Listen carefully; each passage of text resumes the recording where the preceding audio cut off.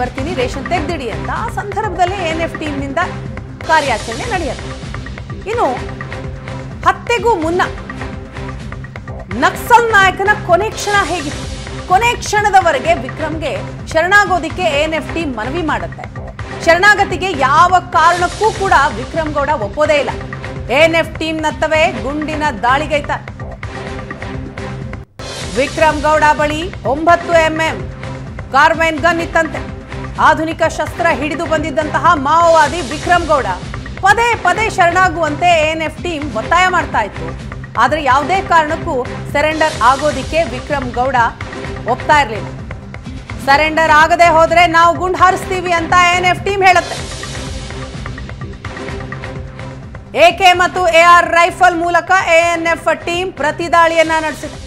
ಕೊಲ್ಲುವ ಉದ್ದೇಶದಿಂದ ವಿಕ್ರಮ್ ತಂಡದಿಂದ ಗುಂಡಿನ ದಾಳಿ ಕೂಡ ಆಗಿದೆ. ಆಪರೇಷನ್ ಆದಂತಹ ಸ್ಥಳದ ದೃಶ್ಯವನ್ನ ನೀವು ನೋಡ್ತಾ ಇದ್ದೀರಿ. ಗುಂಡಿನ ದಾಳಿ ಆಗಿದೆ. ಆತ್ಮರಕ್ಷಣೆಗಾಗಿ ANF ಟೀಮ್ ಪ್ರತಿದಾಳಿಯನ್ನ ಮಾಡುತ್ತೆ. ಮೊದಲಿಗೆ ನಕ್ಸಲ್ ಟೀಮ್ನಿಂದ ಗುಂಡಿನ ದಾಳಿ ಆಗತ್ತೆ.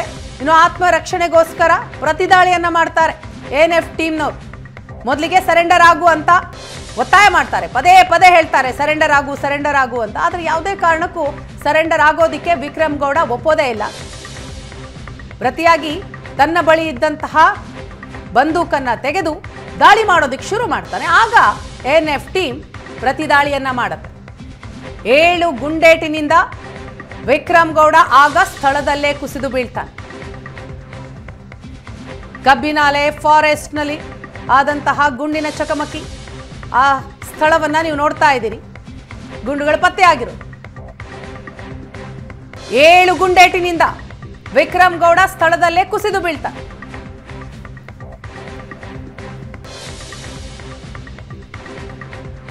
ಈ ಬಗ್ಗೆ ಮಾಹಿತಿಯನ್ನ ಕೊಡ್ತಾರೆ ನಮ್ಮ ಪ್ರತಿನಿಧಿ ಶಶಿಧರ್. ಇದೀಗ ನಮ್ಮ ಜೊತೆ ಸಂಪರ್ಕದಲ್ಲಿದ್ದಾರೆ.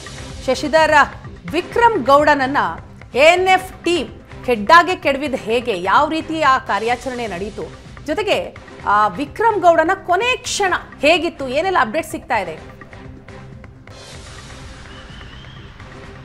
ಅದೊಂದು ದುರ್ಗಮವಾದ ಜಾಗ, ಯಾರು ಕೂಡ ಅಷ್ಟೊಂದು ಸುಲಭವಾಗಿ ಹೋಗಬಹುದಾದ ಜಾಗ ಅಲ್ಲ. ಆದ್ರಿಂದಲೇ ಅಲ್ಲಿ ಓಡಾಟ ನಡೆಸುವುದಕ್ಕೆ ವಿಕ್ರಮ್ ಗೌಡ ಆ ಸ್ಥಳವನ್ನ ಆಯ್ಕೆ ಮಾಡಿಕೊಂಡಿದ್ದ ಅನ್ನುವಂಥದ್ದು. ಯಾಕಂದ್ರೆ ಆತ ತನ್ನ ಬಾಲ್ಯದ ಮತ್ತು ಯೌವನ ಕಾಲದಲ್ಲಿ ಓಡಾಡಿದ ಜಾಗ ಅದು. ಪೀತಬೈಲ್ ಅನ್ನುವಂತಹ ಜಾಗ ಏನಿದೆ, ಅಲ್ಲಿಂದ ಸುಮಾರು ಅಂದ್ರೆ ಇನ್ನೊಂದು ಮಗ್ಗಲಿಗೆ ಬರುತ್ತೆ ಅವರ ಮನೆ ಕೂಡ್ಲು ಪರಿಸರ. ಸೊ ಆ ಜಾಗವನ್ನು ಆಯ್ಕೆ ಮಾಡಿಕೊಂಡು ಅವರು 2 ತಂಡವಾಗಿ, ಕಬಿನಿ ದಳಮನ್ನ 2 ತಂಡವಾಗಿ, ಒಂದು ಕಡೆ ಚಿಕ್ಕಮಗಳೂರು ಕಡೆಗೆ ಒಂದು ತಂಡ ಹೋದ್ರೆ, ಇಲ್ಲಿ ತನ್ನ ತಂಡದೊಂದಿಗೆ 4-5 ಮಂದಿಯೊಂದಿಗೆ ಬಂದಿದ್ದಾನೆ ಅನ್ನುವಂಥದ್ದು ಪೊಲೀಸರಿಗಿದ್ದಂತ ಖಚಿತ ಮಾಹಿತಿ. ಸುಮಾರು ವಾರದ ಹಿಂದೆ ಈದು ಏನು ಈ ರಾಜ್ಯದ ಮೊದಲ ಎನ್ಕೌಂಟರ್ ನಡೆದ ಈದುವಿನಲ್ಲಿ ನಕ್ಸಲರ ಚಲನವಲನವನ್ನ ಸಾರ್ವಜನಿಕರು ಗಮನಿಸ್ತಾರೆ. ತಕ್ಷಣ ANF ಪೊಲೀಸರು ಅಲರ್ಟ್ ಆಗಿರ್ತಾರೆ. ಮತ್ತು ಅದೇ ಸಂದರ್ಭದಲ್ಲಿ ಚಿಕ್ಕಮಗಳೂರು ಭಾಗದಲ್ಲೂ ಕೂಡ ನಕ್ಸಲರ ಚಲನವಲನ ಇರುತ್ತೆ. ಸೊ ಪೊಲೀಸರಿಗೆ ಗೊತ್ತಾಗಿದೆ ಇದು ಒಂದು ತಂಡ ಅಲ್ಲ, 2 ತಂಡ ಅನ್ನುವಂಥದ್ದು. ಸೊ ಪ್ರತ್ಯೇಕವಾಗಿ ANF ಪೊಲೀಸರು ತಮ್ಮ ಕಾರ್ಯಾಚರಣೆಯನ್ನ, ಕೂಂಬಿಂಗ್ ಕಾರ್ಯಾಚರಣೆಯನ್ನು ನಡೆಸ್ತಾ ಇರ್ತಾರೆ. ಸಹಜವಾಗಿ ಈ ಭಾಗ ವಿಕ್ರಮ್ ಆಯ್ದುಕೊಂಡ ಈ ಭಾಗದಲ್ಲಿ ಓಡಾಟ ನಡೆಸಿರಬಹುದು ಅನ್ನುವಂಥ ಮಾಹಿತಿ ANF ಪೊಲೀಸರಿಗೆ ಇರುತ್ತೆ. ಅದಕ್ಕೆ ಪೂರಕವಾಗಿ ನಡೆದಂತಹ ಬೆಳವಣಿಗೆ ನವೆಂಬರ್ 11ನೇ ತಾರೀಕಿಗೆ ವಿಕ್ರಮ್ ಗೌಡ ಒಂದು ತಂಡದೊಂದಿಗೆ ಬಂದು ಆ ಗುಡ್ಡದ ತುದಿಯಲ್ಲಿ ಪ್ರತ್ಯೇಕವಾಗಿರುವ 3 ಮನೆಗಳು, ಆ ಪೈಕಿ ಜಯಂತಗೌಡ ಅನ್ನುವರ ಮನೆಗೆ ಬಂದಿರ್ತಾನೆ ಮತ್ತು ರೇಷನ್ ತೆಗೆದಿಡಬೇಕು ಅಂತೇಳಿ ಹೇಳಿರ್ತಾನೆ ಅಂತೇಳಿ. ಅಂದ್ರೆ ಅಲ್ಲಿಯ ಜನರಿಗಾದ್ರೂ ಅಷ್ಟೇ, ನಕ್ಸಲರು ಗನ್ ಹಿಡ್ಕೊಂಡು ಬಂದು ಹೇಳಿದಾಗ ಅದನ್ನು ಒಪ್ಪದೇ ಇರಲಿಕ್ಕೆ ಆಗೋದಿಲ್ಲ. ಆದರೆ ಈ ಮಾಹಿತಿ ಪೊಲೀಸರಿಗೆ, ANF ಪೊಲೀಸರಿಗೆ ರವಾನೆ ಆಗಿರುತ್ತೆ. ಸೊ ANF ಪೊಲೀಸರು ಮೊದಲಾಗಿ ಅಲರ್ಟ್ ಆಗಿರ್ತಾರೆ. ಈ ರೇಷನ್ ತೆಗೆದುಕೊಳ್ಳಕ್ಕೆ ಬರುವ ದಿನವೂ ಕೂಡ ಸೋಮವಾರ 18ನೇ ತಾರೀಕು ಅನ್ನೋದು ಕೂಡ ಮೊದಲೇ ನಿಗದಿಯಾಗಿರುತ್ತೆ. ಸೊ ಪೊಲೀಸರು ಆ ಮನೆಯವರನ್ನ ಶಿಫ್ಟ್ ಮಾಡಿ ಮುಂಚಿತವಾಗಿ, ಸಾಕಷ್ಟು ಸಮಯ ಮುಂಚಿತವಾಗಿ ಬಂದು 1 ಅಥವಾ 2 ದಿನಗಳ ಕಾಲ ಅಲ್ಲೇ ಇದ್ದು ಕಾಯುವ ಕೆಲಸವನ್ನು ಕೂಡ ಮಾಡಿರ್ತಾರೆ. ವಿಕ್ರಮ್ ಗೌಡ ಏಕಾಂಗಿಯಾಗಿ ಮನೆ ಬಾಗಿಲಿನವರೆಗೆ ಬಂದಿರ್ತಾನೆ. ಅವನ ತಂಡದಲ್ಲಿದ್ದ ಉಳಿದ 2-3 ಮಂದಿ ಎತ್ತರದ ಪ್ರದೇಶದಲ್ಲಿ ನಿಂತಿರ್ತಾರೆ. ಮನೆಯ ಬಳಿಗೆ ಬಂದಾಗ ಅವನಿಗೆ ಸಂಶಯ ಆಗುತ್ತೆ, ಮನೆಯಲ್ಲಿ ಪೊಲೀಸರು ಇದ್ದಾರೆ ಅನ್ನುವಂಥದ್ದು. ಸೊ ಆ ಸಂದರ್ಭದಲ್ಲಿ ಪೊಲೀಸರು ಕೂಡ ಅಲರ್ಟ್ ಆಗ್ತಾರೆ. ಶರಣಾಗಬೇಕು ಅನ್ನುವಂಥ ಸೂಚನೆಯನ್ನ ಪದೇ ಪದೇ ಕೊಡ್ತಾರೆ. ನಾವು ಪೊಲೀಸರಿದ್ದೇವೆ, ಶರಣಾಗಬೇಕು, ಇಲ್ಲ ಅಂದ್ರೆ ನಾವು ಫೈರ್ ಮಾಡ್ತೇವೆ ಅನ್ನುವಂಥ ಎಚ್ಚರಿಕೆಯನ್ನು ಕೊಡ್ತಾರೆ. ಅದಕ್ಕೆ ಪ್ರತಿಯಾಗಿ ಮಾವೋವಾದಿ ಜಿಂದಾಬಾದ್ ಅನ್ನುವ ಘೋಷಣೆಯನ್ನು ಕೂಗುವುದರ ಜೊತೆಗೆ ನಾವು ಕೂಡ ಪ್ರತಿದಾಳಿಗೆ ಸಿದ್ಧ ಇದ್ದೇವೆ ಅನ್ನುವಂಥ ಘೋಷಣೆ ಆಗುತ್ತೆ ಅಂತೇಳಿ ಪೊಲೀಸ್ ಮಾಹಿತಿಗಳು ಹೇಳಿರುವಂತಹದ್ದು. ವಿಕ್ರಮ್ ಗೌಡನ ಬಳಿ 9mm ಕಾರ್ಬೈನ್ ಒಂದು ರೈಫಲ್ ಅನ್ನ ಗಮನಿಸಿದಂತಹ ANF ಪೊಲೀಸರು ತಕ್ಷಣ ತಕ್ಷಣ ಅಲರ್ಟ್ ಆಗಿ ತಮ್ಮ ಬಳಿ ಇದ್ದಂತಹ AK ಮತ್ತು AR ರೈಫಲ್ಗಳ ಮೂಲಕ ದಾಳಿಯನ್ನು ನಡೆಸ್ತಾರೆ. ಪ್ರತಿ ದಾಳಿಗೆ ಅಲ್ಲಿ ಅವಕಾಶ ಇರುವುದಿಲ್ಲ. ಉಳಿದವರಿಬ್ಬರು ಅಲ್ಲಿಂದ ಸ್ಥಳದಿಂದ ಪರಾರಿಯಾಗ್ತಾರೆ. ಹಾಗೆ ಪರಾರಿಯಾಗುವ ವೇಳೆಯಲ್ಲಿ ಸತತವಾಗಿ ಗುಂಡಿನ ಸುರಿಮಳೆಯನ್ನು ಗೈತಾ ಅಲ್ಲಿಂದ ಅವರು ಪರಾರಿಯಾಗಿದ್ದಾರೆ ಅನ್ನುವಂತಹ ಮಾಹಿತಿ ಇರುವಂತದ್ದು. ನಂತರ ಪೊಲೀಸರು ಸೂಕ್ಷ್ಮವಾಗಿ ಗಮನಿಸಿದಾಗ ಸತ್ತಿರುವುದು ಬೇರೆ ಯಾರು ಅಲ್ಲ, ವಿಕ್ರಮ್ ಗೌಡ ಅನ್ನೋದು ಗೊತ್ತಾಗುತ್ತೆ.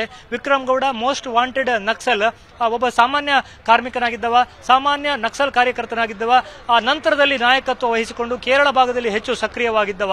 ಅಲ್ಲಿನ ಪೊಲೀಸರ ಒಂದು ನಿರಂತರ ದಾಳಿಯಿಂದ ಒಂದು ರೀತಿಯಲ್ಲಿ ಅಲ್ಲಿಂದ ಹಿಮ್ಮೆಟ್ಟಿಸಲ್ಪಟ್ಟು, ದೂಡಲ್ಪಟ್ಟು, ತಳ್ಳಲ್ಪಟ್ಟು ಕಳೆದ ಬಾರಿ ದಕ್ಷಿಣ ಕನ್ನಡ ಜಿಲ್ಲೆಯ ಆಸುಪಾಸು ಇವರ ಚಟುವಟಿಕೆಗಳು ಕಂಡು ಬಂದಿತ್ತು. ಈಗ ಮತ್ತೆ ಏನು ಕಸ್ತೂರಿ ರಂಗನ್ ವರದಿಯ ಬಗ್ಗೆ ಸಾಕಷ್ಟು ಚರ್ಚೆಗಳು ಹುಟ್ಟು ಹಾಕಿರುವ ಮತ್ತು ಜನ ಹೋರಾಟ ನಡೀತಾ ಇರುವಂತಹ ಸಂದರ್ಭದಲ್ಲಿ ಏನಾದರೂ ಜನ ಬೆಂಬಲ ಸಿಗಬಹುದು ಅನ್ನುವಂತಹ ದೃಷ್ಟಿಯಿಂದ ಚಿಕ್ಕಮಗಳೂರು ಮತ್ತು ಉಡುಪಿ ಜಿಲ್ಲೆಯ ಪಶ್ಚಿಮ ಘಟ್ಟದ ತಪ್ಪಲು ಮತ್ತು ಪಶ್ಚಿಮ ಘಟ್ಟದ ಭಾಗದಲ್ಲಿ ಇವರ ಓಡಾಟ ನಡೀತಾ ಇದ್ದಂತಹದ್ದು.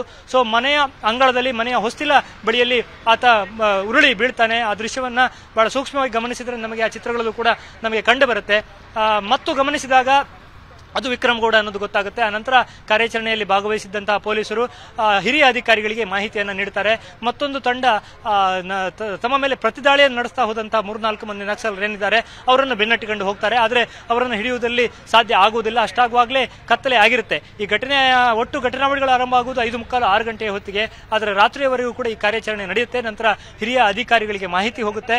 ಆ ಅಧಿಕಾರಿಗಳೆಲ್ಲ ಸ್ಥಳಕ್ಕೆ ಬಂದು ಒಟ್ಟು ಏನು ಅದಕ್ಕೆ ಬೇಕಾದ ಕಾನೂನು ಮಹಜರು ಇತ್ಯಾದಿ ಪ್ರಕ್ರಿಯೆಗಳೆಲ್ಲ ನಿನ್ನೆಯ ಇಡೀ ದಿನ ನಡೆದಿರುವಂತಹದ್ದು. ಮತ್ತು ರಾತ್ರಿ ನಾವೀಗ ನಿಂತಿರುವಂತಹ ಸ್ಥಳ ಏನಿದೆ ಮಣಿಪಾಲ KMC ಆಸ್ಪತ್ರೆಯ ಶವಾಗಾರ, ಇಲ್ಲಿ ಆತನ ಶವವನ್ನ ತಂದು ಇರಿಸಲಾಗಿತ್ತು. ಕಾರ್ಕಳದ ಮ್ಯಾಜಿಸ್ಟ್ರೇಟ್ ಅವರ ಮೂಲಕ ಮಧ್ಯರಾತ್ರಿಯಿಂದ ಶವದ ಮರಣೋತ್ತರ ಪರೀಕ್ಷೆಯನ್ನು ಆರಂಭಿಸಿ ಬೆಳಗಿನ ಜಾವ 5 ಗಂಟೆಯ ಸುಮಾರಿಗೆ ಆ ಪ್ರಕ್ರಿಯೆಗಳೆಲ್ಲ ಮುಗಿದಿದೆ. ಈಗ ಅಂತಿಮ ಸಂಸ್ಕಾರಕ್ಕೆ ಕೂಡ್ಲುವಿನಲ್ಲಿ ಮಾಡುವುದು ಅಂತ ತೀರ್ಮಾನ ಆಗಿದೆ. ಮನೆಯ ಕುಟುಂಬದವರೆಲ್ಲ ಈ ಶವಾಗಾರಕ್ಕೆ ಬಂದು ಕಾಯ್ತಾ ಇದ್ದಾರೆ. ಅಲ್ಲಿ ಅಂತಿಮ ಸಂಸ್ಕಾರಕ್ಕೆ ಬೇಕಾದ ತಯಾರಿಗಳು ಕೂಡ ಆಗ್ತಾ ಇವೆ.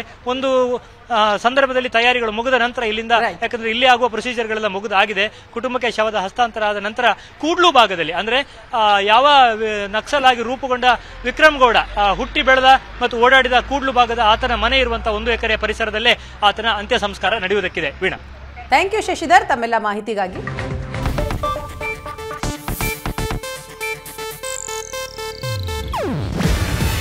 ಇದು ಏಷ್ಯಾನೆಟ್ ನ್ಯೂಸ್ ನೆಟ್ವರ್ಕ್ ಪ್ರಸ್ತುತಿ. ನೀವು ನೋಡ್ತಿದ್ದೀರಾ ಏಷ್ಯಾನೆಟ್ ಸುವರ್ಣ ನ್ಯೂಸ್.